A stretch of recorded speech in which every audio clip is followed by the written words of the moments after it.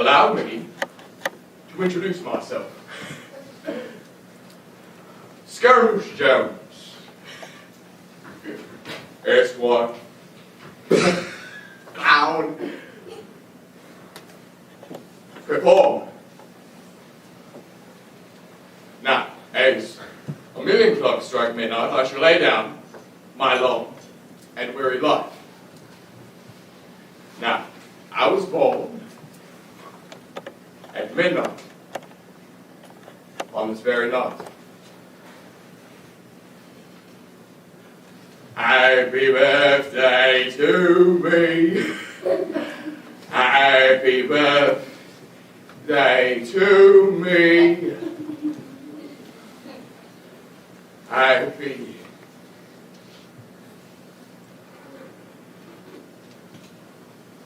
Waxing now.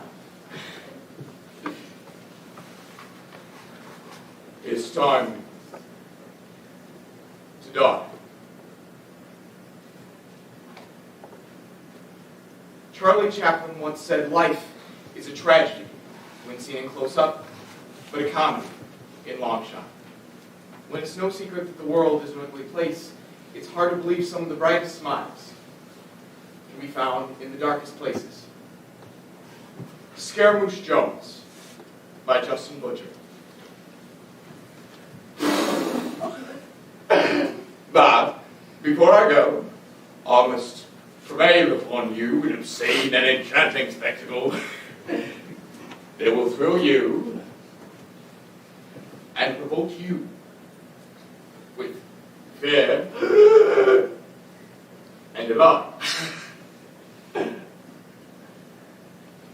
My mother was a dark-skinned gypsy, a swarthy you.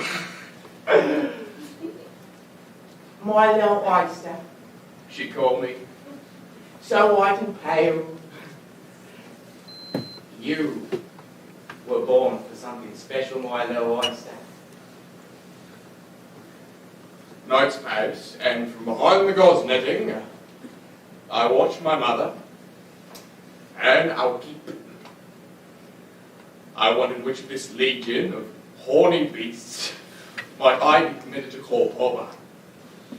Well, she never told me, but once, just once, perhaps it was around talking, I felt a heart quicken in her chest as I clung to her, and she whispered huskily and slowly, Your father, little Scaramouche, was a performer. Well, that was the last time I ever saw my mother. The very next morning, I was dragged from my bed by the fishmonger who turned a blind eye to my mother's nocturnal trade. He was in a state of panic. As he hustled me away, I remember noticing in a flash a daddy-o pile of nets in the corner of the shop, with something protruding from under one of the cork floats. A woman's foot. Now, perhaps my mum had laughed too loud and too long in the face of a last customer, snapping his struttering dignity and having a head stoved in.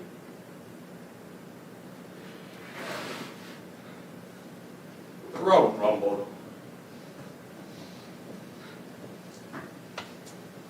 Who can say?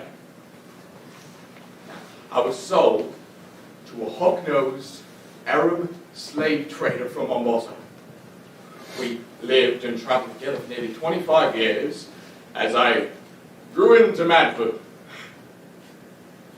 Well, or something like it. Years later, when Poland fell, I escaped slavery, but not the fury of the blitzkrieg. The Nazis kept me alive as a sort of curiosity and gave me a job as a gravedigger at the concentration camp. How would the corpses arrive whether my gags bullet all malnutrition? My task was to show one arm over their contorted limbs and twisted faces, like the painting of so many clowns. So many clowns, millions of clowns, Jewish clowns, gypsy clowns, homosexual clowns,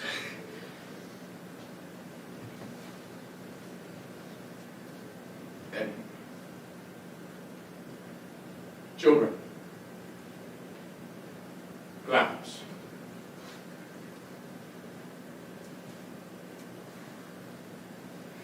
Now, I discovered a certain facility for making children laugh.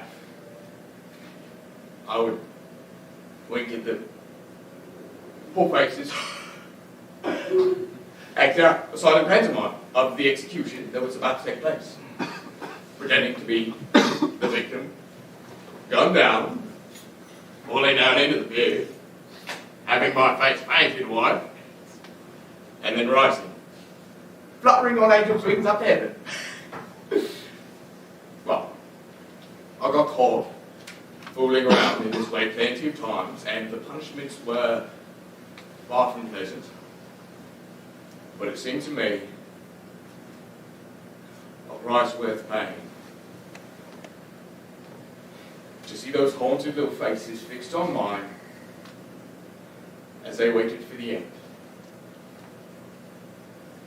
And sometimes, just sometimes, one of them would almost break into a smile before the bullets ripped through them from behind and they toppled down, beyond the reach of pain and fear. Now, I've been locked up, but not surprisingly, for complicity with war crimes. Here in Sandow Prison, enduring the worst torments of boredom imaginable. So, now you know. Years to make the clown. Years to play the clown. Scaramouche Jones, Esquire, clown